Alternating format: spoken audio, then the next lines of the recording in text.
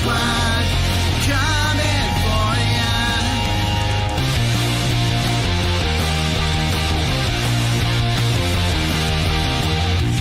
Just one court case will never stop us all. Just can't beat the pay from the capital cabal. We're the fastest money and the military. Might think it's overly freaky, but food don't come cheap.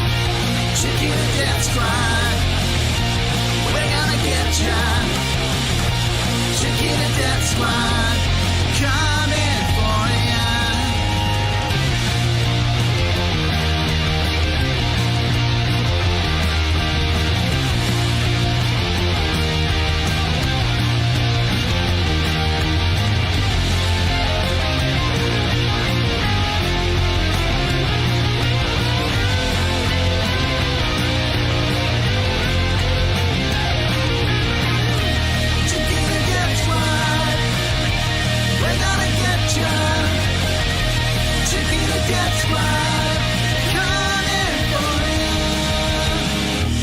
How do you think we get those bananas from the south to your shelf every time of year? Kill the leftists soon as they get elected.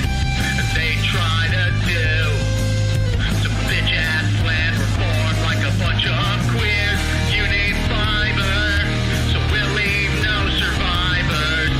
If that's what it takes to get bananas all the way to Europe and America, Australia, China, the global north of empire, a blood-sucking vampire back.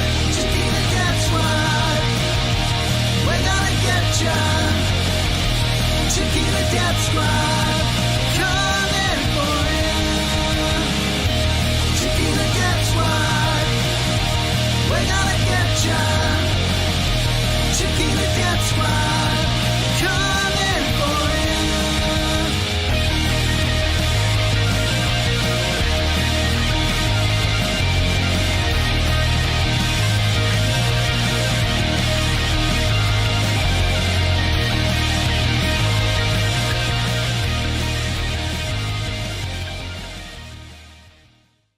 Somebody once told me the world is gonna roll me. I ain't the sharpest tool in the shed.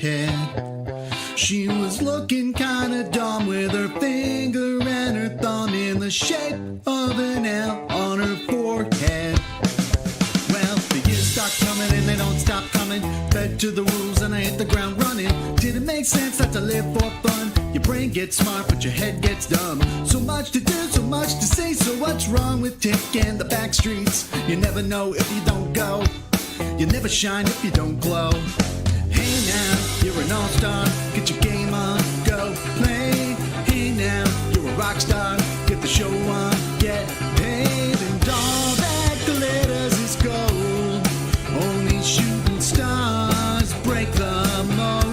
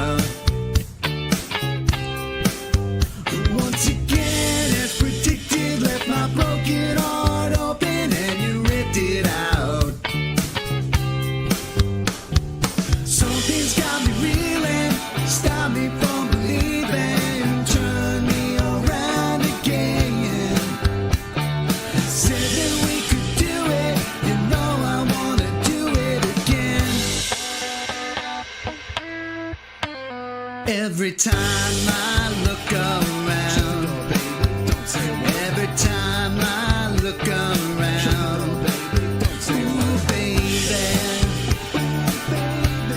it's making me crazy. It's making me crazy. Every time I look around, every time I look around, every time I look around, every time I look around. No time to search the world around, 'cause you know where I'll be found when I come around. When I come around, it's good. When I come around, it's good. When I come around, it's good. Good, good, good, good, good.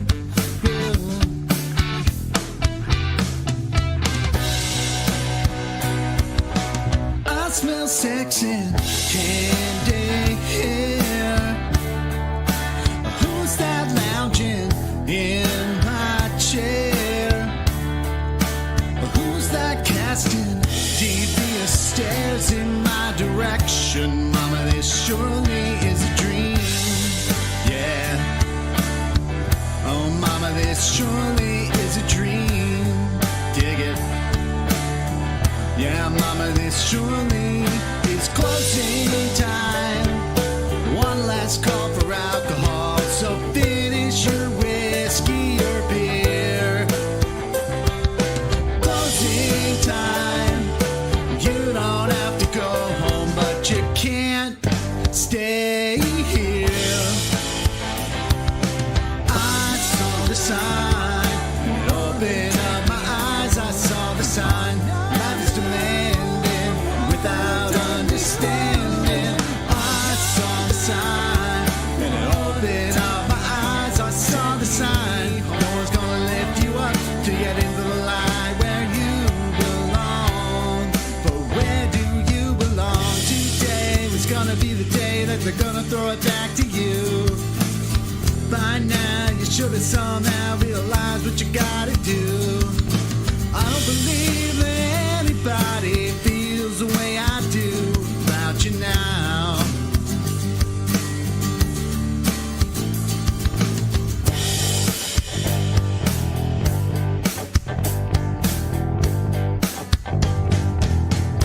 We can't live beside the ocean, leave the fire behind, swim out past the breaker, watch the world die. We can't live beside the ocean, leave the fire behind, swim out past the breaker, watch the world die.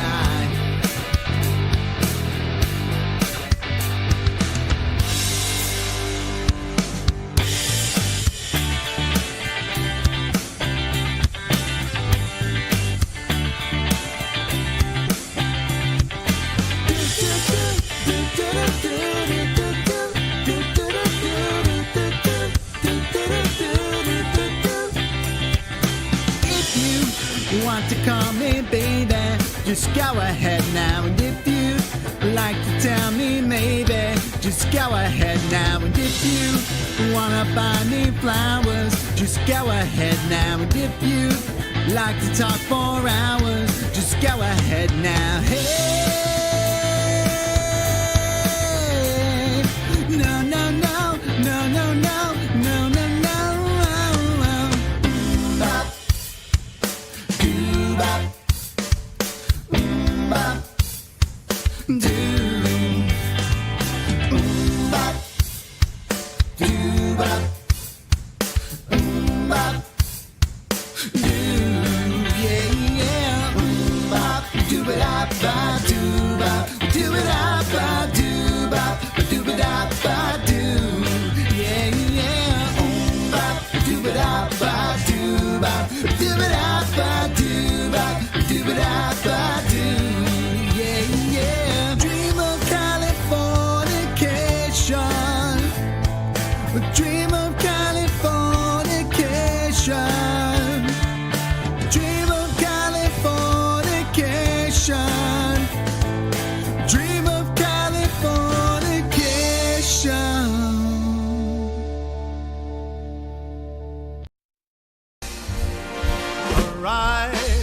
wakers from your slumber. Arise, ye prisoners of want. That's right. For reason in revolt now thunder. Chains of hatred, greed, and fear. Ha ha! Away with all your superstitions. Servile masses, arise, arise. We'll change henceforth the old tradition and spurn the dust to win the prize. So comrades, come on and rally. Then the last fight, let us face. The International unites the whole darn human race. So comrades, come on, let's go rally. And the last fight, let us face. The International unites the whole darn human race. No more deluded by reaction. On tyrants only will make war. The soldiers too will take strike action. They'll break ranks and fight no more. And if those cannibals keep trying to sacrifice us to their pride, each at the forge must do their duty, and we'll strike while the iron is hot. So comrades, come on, let's go rally. And the last fight, let us face. The International unites the whole beautiful human race. So comrades, come on, let's go rally. Ha! And the last fight, let us face. The International unites the whole darn human race.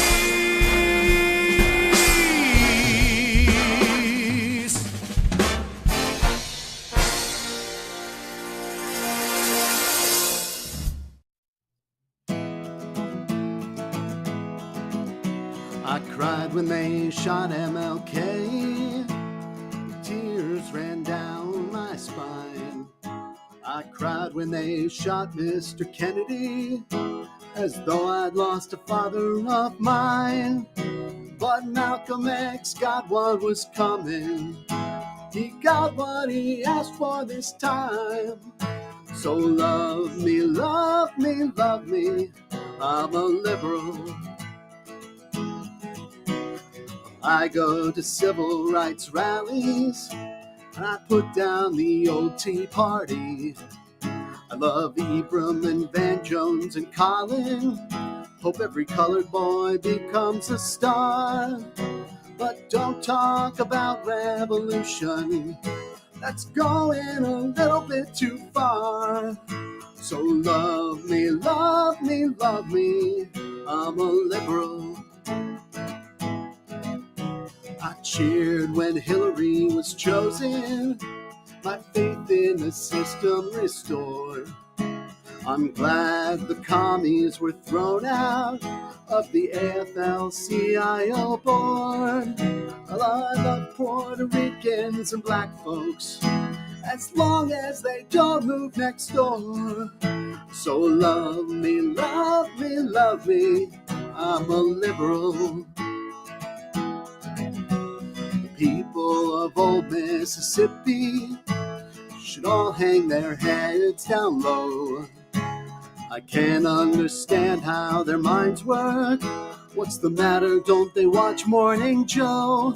But if you ask me to go to a rally, I hope the cops take down your name. So love me, love me, love me. I'm a liberal. I watch NBC and CNN. I've learned to take every view. You know, I've memorized Bernstein and Friedman. I feel like I'm almost a Jew. But when it comes to Palestine's freedom, there's no one more red, white, and blue. So love me, love me, love me. I'm a liberal. I vote for the Democratic Party. They want the UN to be strong. I listen to Lin-Manuel Miranda. He sure gets me singing those songs. I'll send all the money you ask for. Don't ask me to come on along. So love me, love me, love me. I'm a liberal. One more time. Once I was young and impulsive. I wore every conceivable pin. Even went to the socialist meetings. Learned all the old union hymns. But I've grown older and wiser. And that's why I'm turning you in. So love me, love me, love me. I'm a love me, love me, love me. I'm a liberal.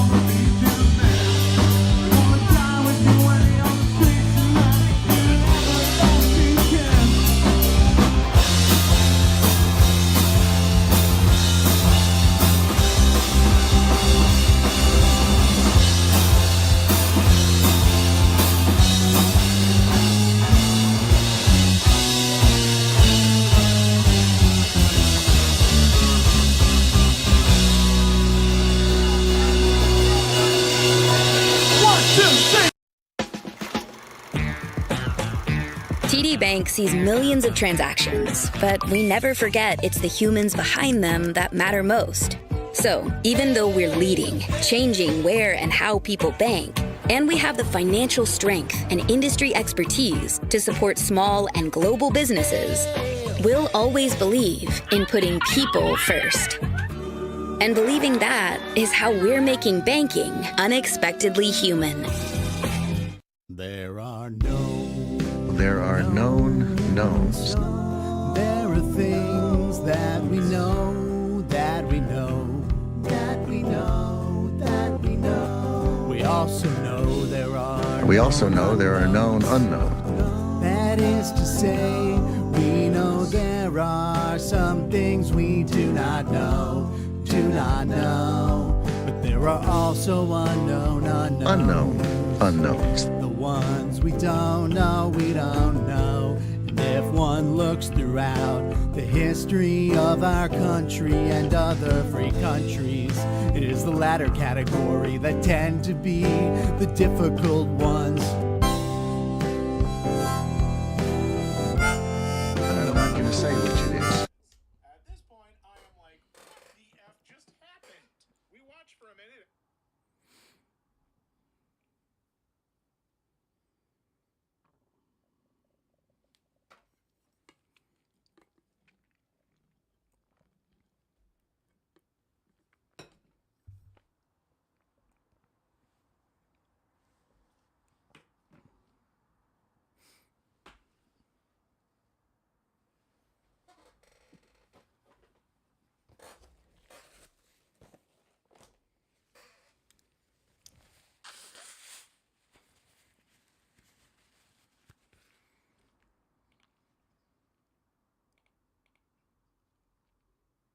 Hello. Hello there. We're doing it. It's happening. Clean up a little bit. Didn't do that before I started.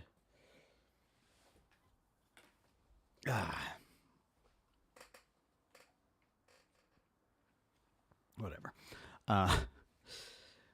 Hey, got one person here. We're getting back into it. Last week I was away. Apologies for not showing up. But we're here now. I'm just finishing my smoothie.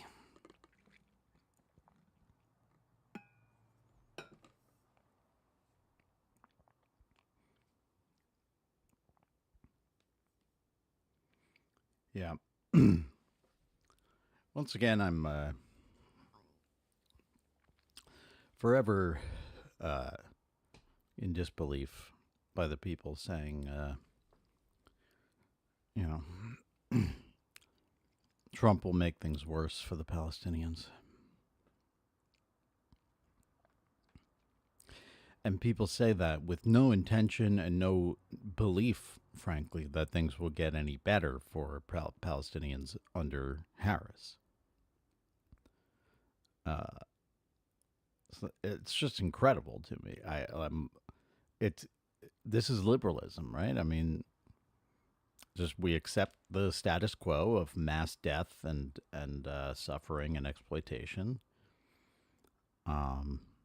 It would be worse under the conservatives. That's it. That's liberalism. The aristocrats.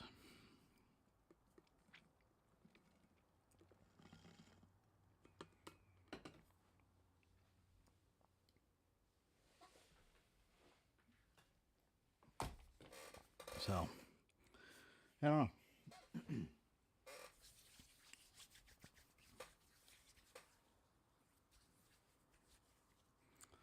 It's like, it's just not a conversation worth having anymore. It's just not worth talking to fucking liberals, man. It's like,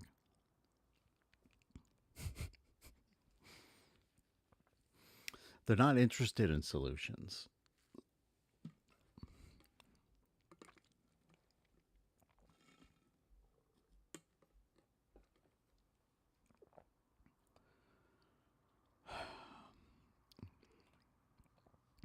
So one thing I want to look at today is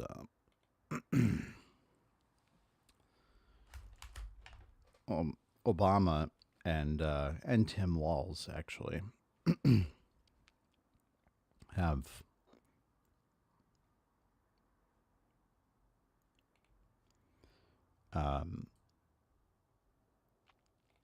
both recently compared Trump to Fidel Castro, which is hilarious. There's a lot you can say about this. First, I on a most basic level, it's ignorant, right? It's just they're just reaching for a name of who's some brutal dictator, and you're like, oh, Castro, because communists are brutal dictators. That's just how it goes.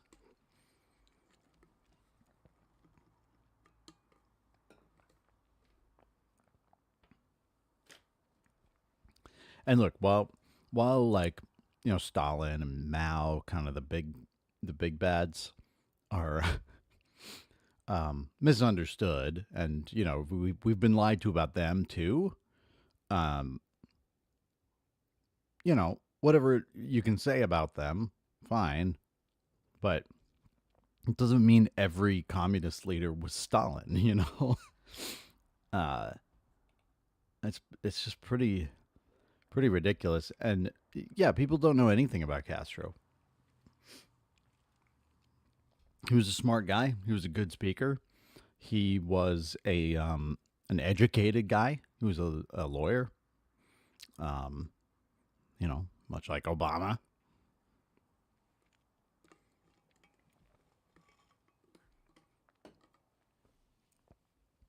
But most importantly, Castro was, he grew up rich. Like he was, his family had a plantation, I believe, in Cuba. Could have lived comfortably for the rest of his life on, under Batista. But instead, he recognized the threat to his people, and he acted. They had very little to work with after the revolution, but they still did incredible things. And the thing that bothers me the most, excuse me, is that when Tim Walz, invokes Castro as like, oh, brutal dictator, evil, crazy guy like Trump, that pisses me off because really Castro just wanted the same things for the people of Cuba that Tim Walz wanted for the people of Minnesota. It's not that different. Their goals, not that different. Different situations, different time periods. But that's the thing that Castro gets judged for, right? Because how did Tim Walz do it in Minnesota? He got elected, right? He got elected, and I think he had pretty slim majorities at best a lot of the time. But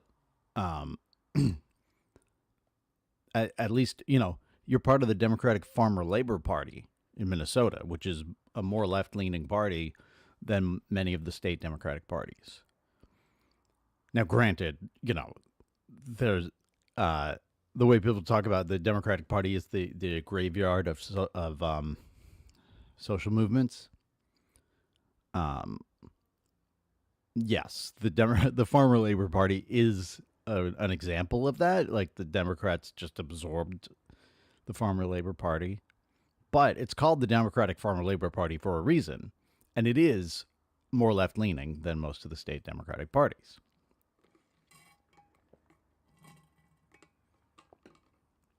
And that's good. And it helped that that's what Tim Walz had to work with.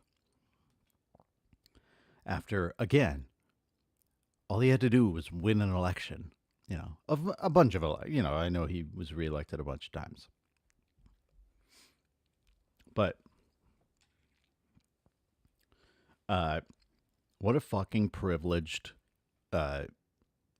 arrogant fucking thing to then look at Castro, who had to overthrow a dictator that the United States put in place, who was there to tamp down any independence movements or democratic movements or socialist movements that would improve life for the people of Cuba. Because Cuba, much like, the Bahamas, the Virgin Islands,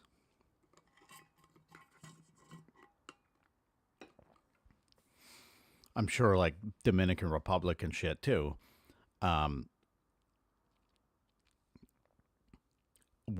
it was a tourist spot. It was a place where Americans got to go and party and fucking smoke fancy cigars and all this shit.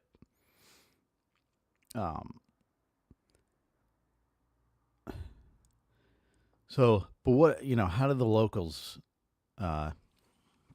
live in places like that? They, the only jobs are in hospitality. They are not paid well. And the rest of, the rest of the story economically was, banana plantations, sugar cane plantations. That was the big thing in Cuba, I think.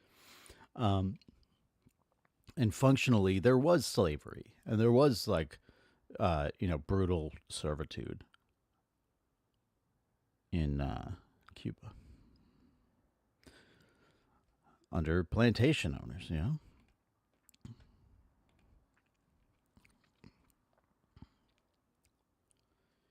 And, you know, the first attempts at undoing this were met with turning the president, the U.S. turning the president, Fulgencio Batista, into a dictator.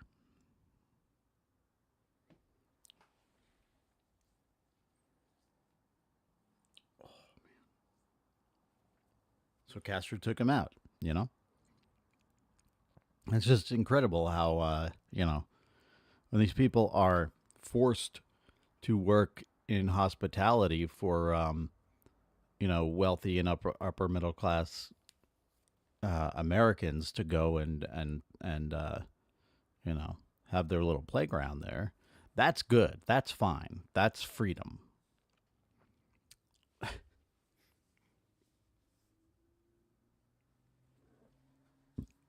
But when Castro, you know, liberates them from forced servitude, from no fucking medical care, no education, illiteracy, inadequate food, housing. He you know, undoes all of these problems that the Cuban people were saddled with. That is bad. That's that makes it the imprisoned island, right? That's what Kennedy called it. I gotta finish this smoothie. There's a little stuck in the bottom over here.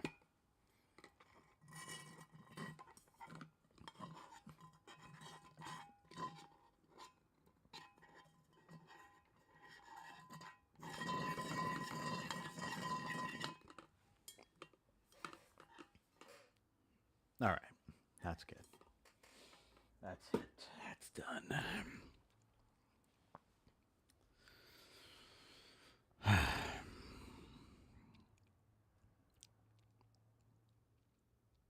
Yeah, if people just don't get it. People don't get it, how it goes with these revolutions.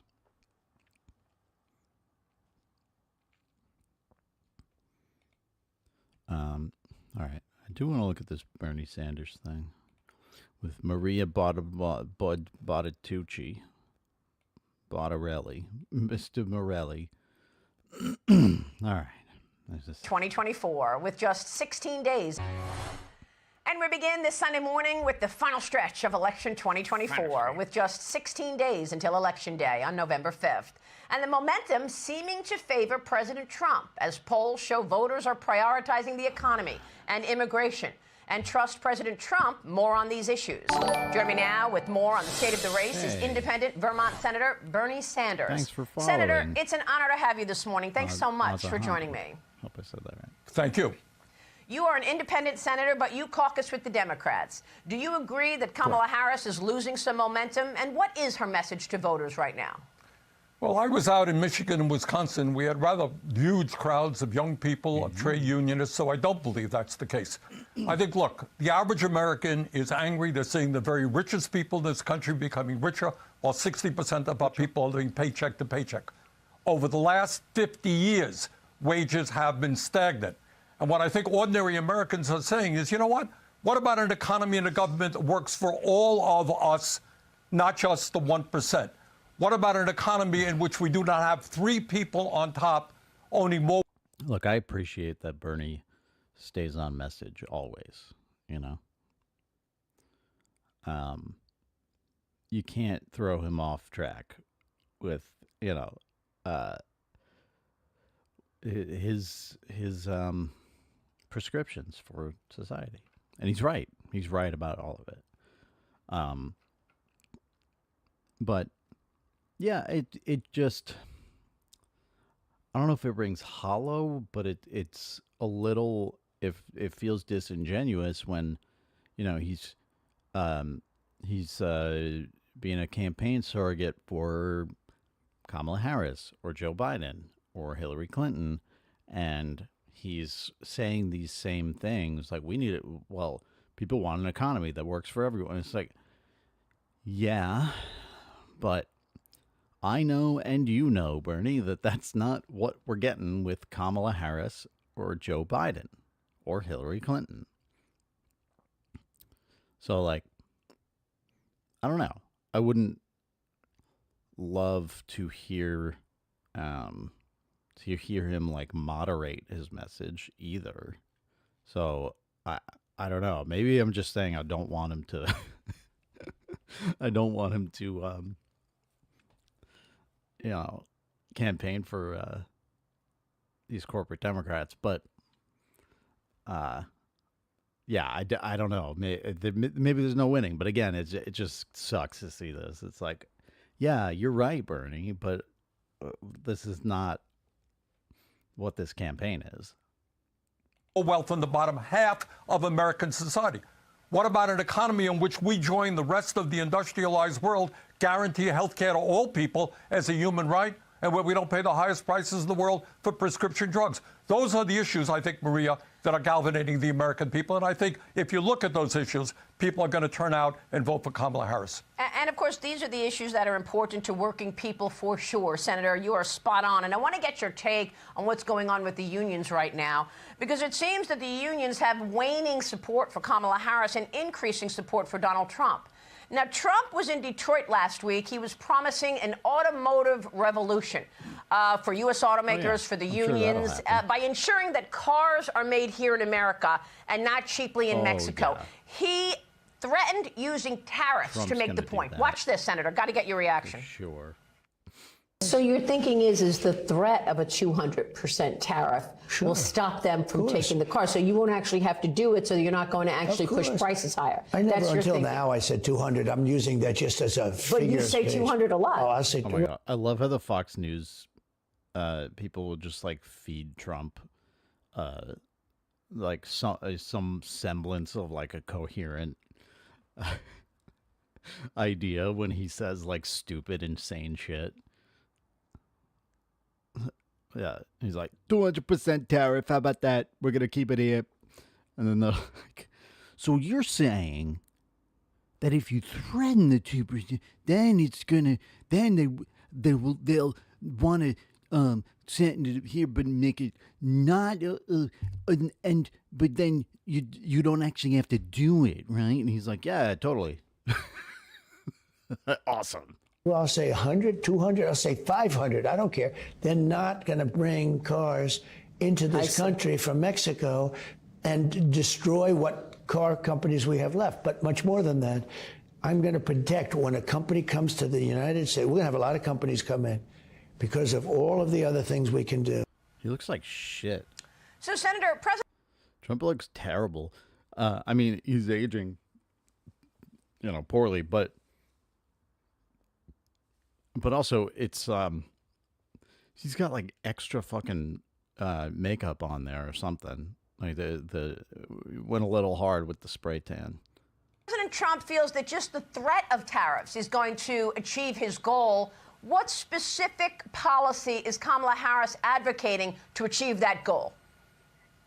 Well, let me just say, Maria, you're looking at a senator and former congressman who voted against all these disastrous trade agreements, NAFTA, PNTR with China, and so forth and so on.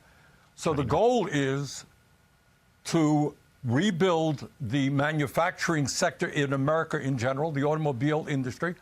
But I would point out to you, there is a reason why the United Automobile Workers, the guys who do the work in the automobile industry, are strongly supporting Kamala Harris. So what we need, I don't think you need a wall. I don't think you need to say that foreign, stuff can't come into America. That will just raise prices exponentially. But what you do need is a fair trade policy. You can't have corporations throwing American workers out on the street, going to Mexico, going to China. That has got to stop. Well, what specific policy is Kamala Harris advocating to actually make that happen, to ensure that that auto sector does get the jobs that they require? Well, in fact, she is proposing to make sure that we do not subsidize corporations who are moving out of this country. I was just at the John Deere plant in Iowa, and they're getting corporate welfare, and then they're thinking of moving to Mexico. That is not acceptable. She's also thinking about investing significantly to rebuild the automobile industry in this country. Well, the investing obviously costs money. We just came off of this $7 trillion in spending, which obviously led to the inflation spike that we saw. Do you have concerns that this green agenda... Maria, may I interrupt you? Yes, Can I interrupt you on that one, please? Sir, yes. All right, look. Obviously led to the... Rebuild the automobile industry in this country. Well, the investing obviously costs money. We just came off of this $7 trillion in spending, which obviously led... What's an investment? Real quick, what does investing money in something fucking mean?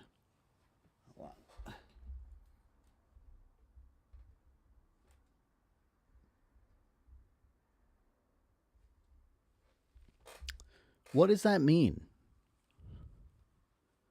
Does that mean just spending money?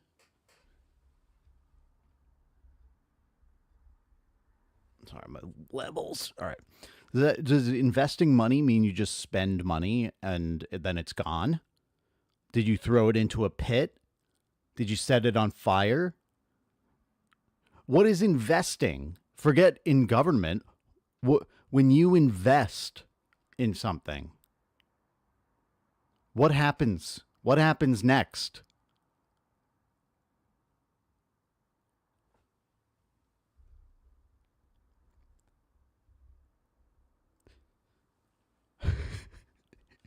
You get a return,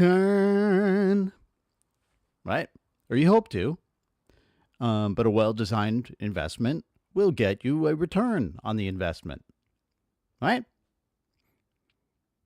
What does it mean to invest in, the American automaking industry rather than, allowing companies to outsource or just having like an import, sales economy of cars? You keep manufacturing in the country. That means, a more streamlined system of taxation for the company and the workers. You have better paid workers who are in this. You have people employed in the country, in the U.S., who are paid well in a unionized industry, right? Who pay taxes and spend money within our fucking country. And then we've got a nice little cycle going of revenue and investment and building and people living their lives. Like this is what investing is. You get a fucking return. So when she says the investment costs money, that doesn't fucking mean anything. You're just restating like the basic, like you're restating step one without explaining that step two is the process, it's the hiring and the employing and the work that's done and the sales of the cars and all this shit. And then step three is profit, right? It's not an underpants gnome fallacy because step two exists, but she's not even acknowledging that step three exists, not even acknowledging that you can get to profit from investment, which is insane. You're Fox News, you're conservative, you're supposed to be the fucking econ people. And she's just saying, well, the investment would cost money. Okay. Like,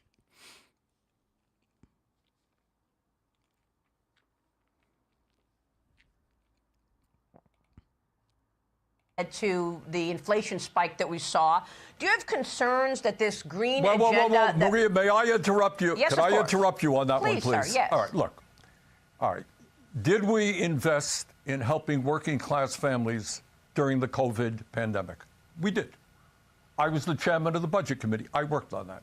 So the folks out there who got that $1,400 check when people were losing their jobs and small businesses were going under, yeah, we did that. We put money into hospitals so the people get the health care they need. If you want to ask my view, and many economists, the reason that we saw a spike in inflation, which is now going down, was not because of that, because of corporate greed, record-breaking profits on the part of food industry, other corporations charging us off-the-wall prices. I think that had a lot to do with inflation. Well, I mean, how can you prove that? Because in the prior years, companies were making billions as well, right? But in the 4 years where we saw inflation spike to up 9.1%, it came on the heels of all of that spending, $7 trillion in spending. Did you go overboard with the spending after COVID? Look, Maria, I will never forget, and I think your viewers will never forget, the kind of world we were living in during COVID. People were flocking to hospitals. Absolutely. Couldn't accommodate them. You know, small businesses were going under. People were afraid to go to work. People were dying going to work. We responded.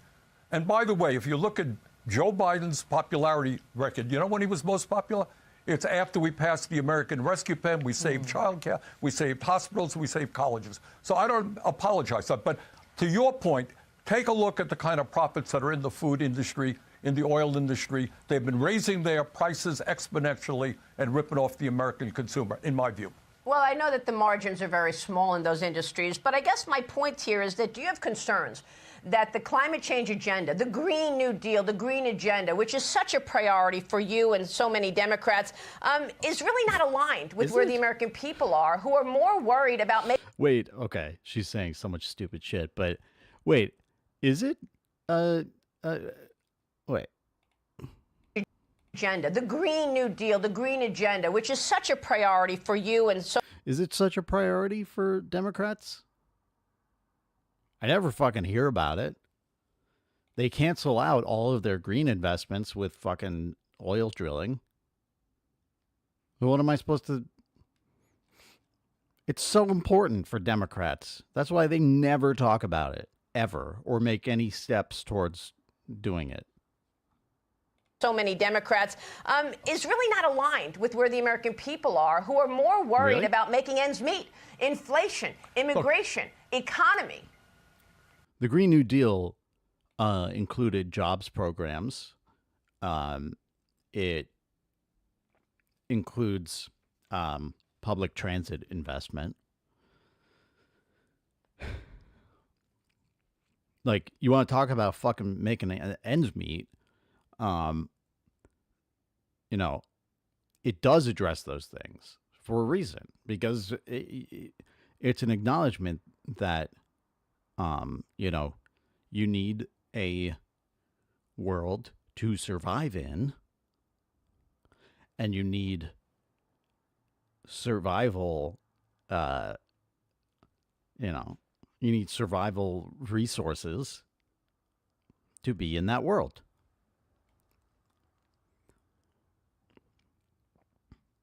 So, like, yeah, we can fix both of those at the same time, by, you know, addressing our fucking disastrous effect on the climate and helping people live better lives. And that, again, can start with well-paying jobs in the U.S., yes, making cars, but also, you know, building fucking wind farms and shit, you know, like building solar panels. Right? Good. All right, fair question, Maria. But let me turn it around on you. And what we have got to ask ourselves, having seen what went on in Florida recently, right? What went on in North Carolina, the forest fires that we have seen, the droughts that we are seeing. In my own state of Vermont, we're seeing more weather disturbances than we've ever seen. Despite Donald Trump thinking that climate change is a hoax, it is not a hoax. The entire scientific community understands that if we do not, Maria, get a handle on climate change with the whole world, you know what? I worry very much about the planet that our kids and future generations are going to be living in. Well, now, we got to do this in a sensible way. Yeah. No, I think we all do. I agree. I mean, Republicans worry But do about you deny- the environment as well, by the way. But I guess, Senator, But it's not a question of the environment. I'm sorry, go ahead. Critics say, Senator, that one issue with Kamala Harris is that they're just unclear as far as what her principles are, where she stands on all of these important issues. For example, she has long said that she would ban fracking, and then she said she wouldn't ban fracking. She said she was for Medicare for all, and then she says, no, I'm not for Medicare for all. Then she said her values haven't changed, and she wouldn't do anything different than Joe Biden did. So I guess I ask you, do you believe Kamala Harris has changed? Will she agree to fracking? And if she does agree to fracking, is that a betrayal to you? Well, I wouldn't use the word betrayal. People's points of view change. Look, as I've just indicated, I think we have to work with the entire world to save the planet for our kids and our grandchildren. I think what's very dangerous, is Donald Trump thinking climate change is a hoax. Wait a second. I just caught this. Senate Help Committee? Is that what it's called? I gotta look this up. The fuck is that? Oh, health, education, labor, pension. Okay. I was like, what, just anything that needs help is... that was, yeah, okay. That was a little confusing. Health, education, labor, and pensions. Man. What happened to that last part? What happened to pensions? I'd like one of those. Who knows if my fucking 401k is going to be there in 30 years. Hoax. No scientist agrees with him. In terms of Medicare for all, look, let me be very frank. I think our current system is broken, dysfunctional. Its goal is to make billions in profits for the drug companies and the insurance companies, while millions of people can't afford the health care they need. That is my view. That is not Kamala Harris's view. She supports the Affordable Care Act, wants to expand it. It's a different approach. Senator, I want to ask you, I got to switch gears here. I want to ask you, we're going to talk with four-star General Jack Keane in a couple of minutes about Israel taking down another terrorist who really was the architect of the October 7th attack on Israel. You've been urging President Biden to not send weapons to Israel for this war. And to those people who are supportive of those weapons to Israel, they want answers. So I guess, how do you answer those people who say it was Israel that was attacked on October 7th, and they are retaliating for this? They're defending itself. And you're saying stop sending the weapons in the middle of... It doesn't take a year and a year plus ongoing and killing, 100 times more people who had nothing to do with the attack. Like, we can argue about Sinwar. Like, I don't think Sinwar is like a monster that these people think. I think he's a guy fighting for, liberation, and we can quibble, and we can quibble about the actions they actually took and whatever. I don't condone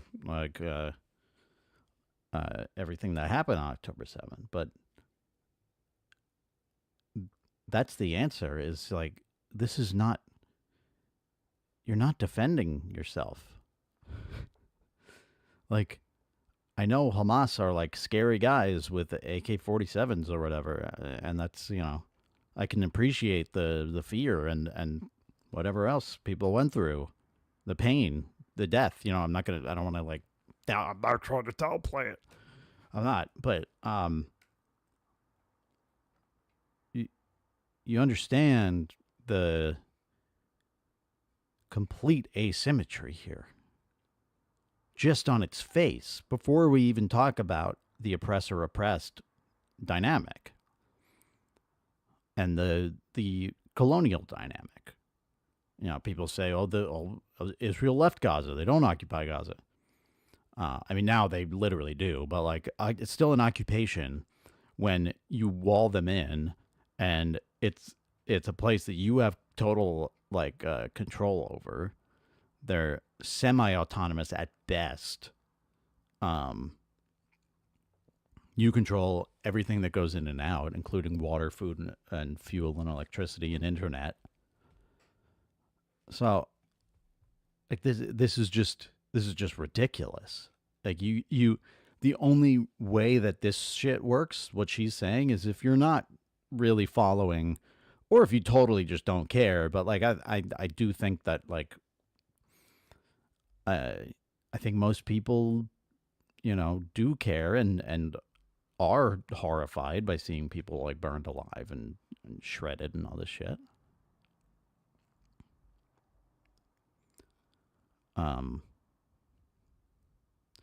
But yeah, the only way this shit works that she's doing, this deceptive, weaponization of the sympathy and fear and concern that people have about October 7.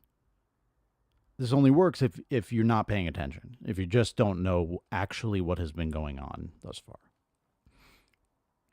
Of Israel's fight for literally their survival. Okay, Maria, let's be clear. All right, Hamas is a terrible terrorist organization that began this war with a horrific attack against Israel on October 7th. No one denies that. Sinwar, who has just been killed, is a war criminal. No one denies that. So the issue is not whether Israel has a right to defend itself. It does.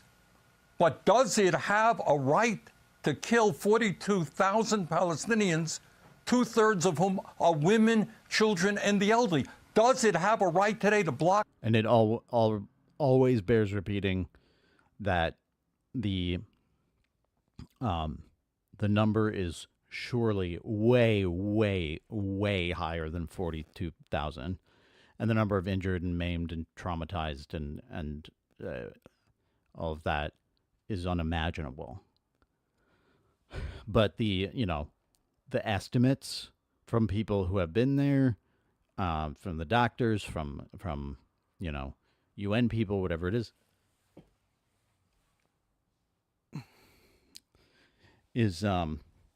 I've seen like 70 something thousand. I've seen 186,000, maybe even over 200,000. Like, I mean, look at it. Like, all of Gaza looks like this now.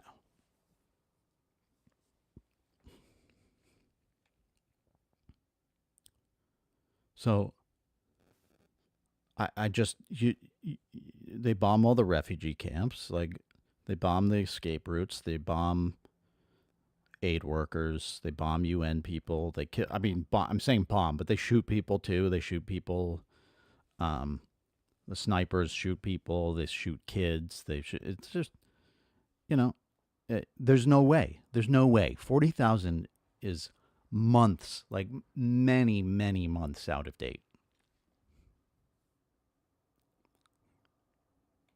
Humanitarian aid and starve children. Well, I don't think they're so. blocking humanitarian aid. They're not blocking humanitarian aid. Maria, the evidence. Yeah, they are. Maria, if I can say this, I mean, check what all of the organizations are saying.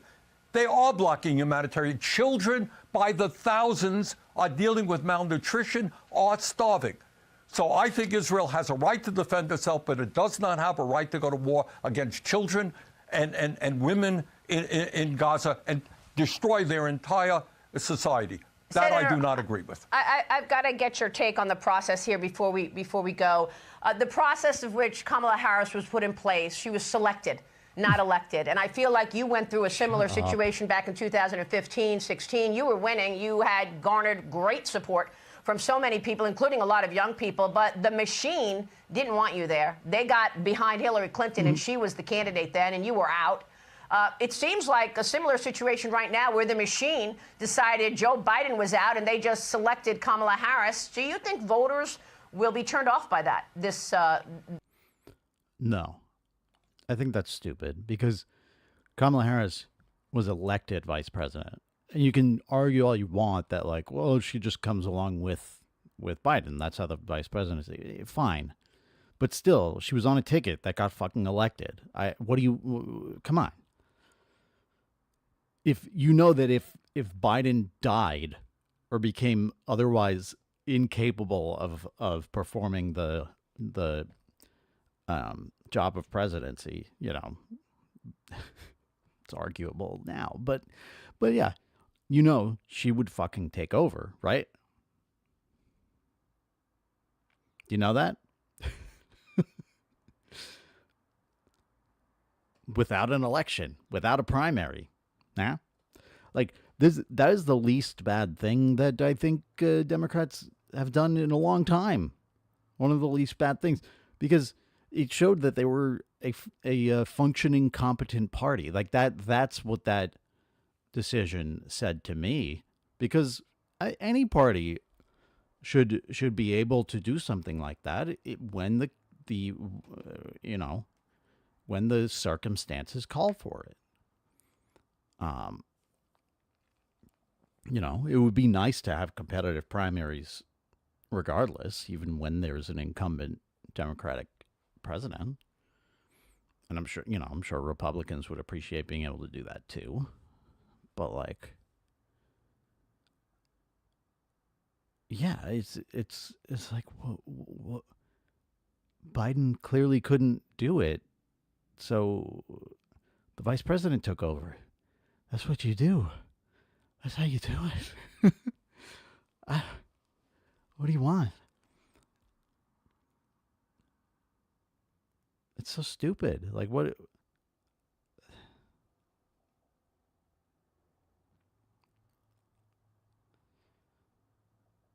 I don't know. It's very different to me from the Hillary thing because Hillary Clinton was not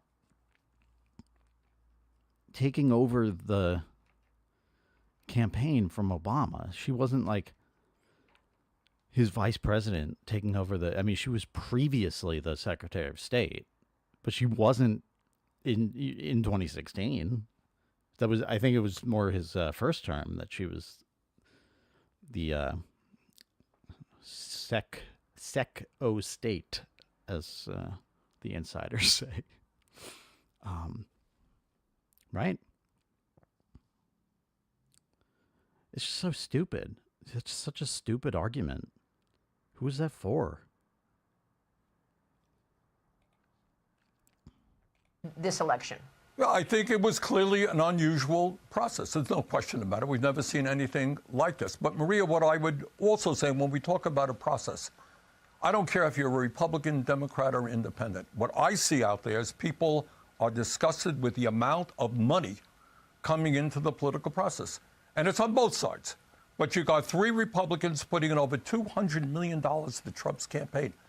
That ain't good. Nor is it good that billionaires are supporting Kamala Harris.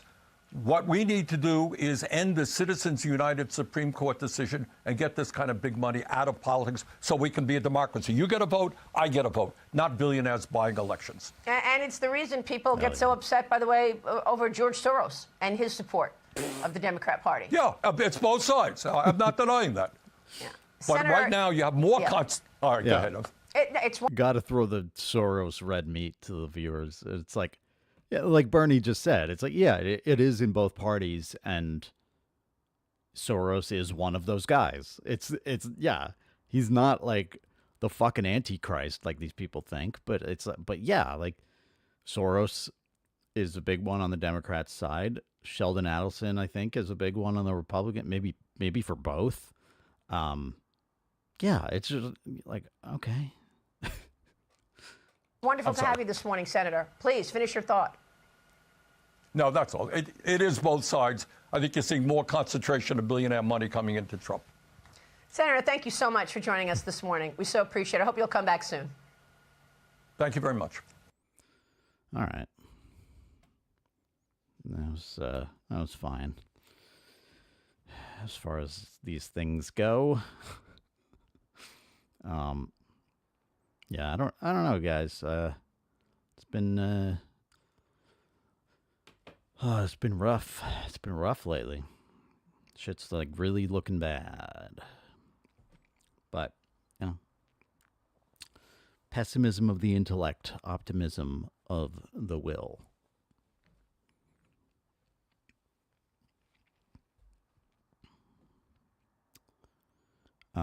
But I think I'm going to call it for today. I have lot of recording and writing to do. I have a lot of music coming your way. If you were not here for the intro, I was playing some stuff that's largely from my second channel, which actually came first, but this is it. Joe Messina. I might have to change this username. This is the automatic one they gave me, Joe Messina 4042. And this is where you'll find, this is me doing stand-up 8 years ago. I used to do that. And there's a few songs from over the years. I have much more. These are just the ones I've made like lyric videos and stuff for. But I have way more stuff over on Spotify. But if you want to check out new stuff as it comes, you can look here, Joe Messina 4042 on YouTube. I just put out the 90s Mega Mixtape, a medley of 90s songs that I used to play with my cover band that I was in several years ago. Oh, hey, look at this. Jackson Moe. You can find this too, which is my the greatest band this side of the 69th parallel. Our EP Pure Gold is available on Spotify. We also have Lockdown and Loaded from the pandemic era. And that's something. You can also find my shit over on Radicalize Me, at Radicalize Me, where you'll find, mostly like my video essays and stuff, and then, you can see my streams as well as clips that I put up usually every week.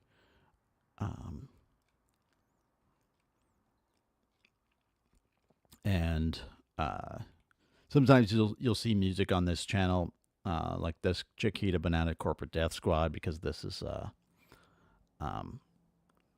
political song, so if I do something less political, it might go over on my other channel, but I mix and match sometimes, but anyway, that's where you can find me. And yeah, the socials are down here. You can find that. But yeah, just a couple people here today, but I appreciate you. We've got one on Twitter. I don't know who. Maybe Woke CIA Drone Pilot, who usually shows up every time. And we love you for it. And it looks like Asahan Mo Lalison was watching us on Facebook and gave us a follow. So I appreciate that. Yeah, so thank you for watching. I'm just going to call it early for today, but I will be back next week. And you can find me in the other place.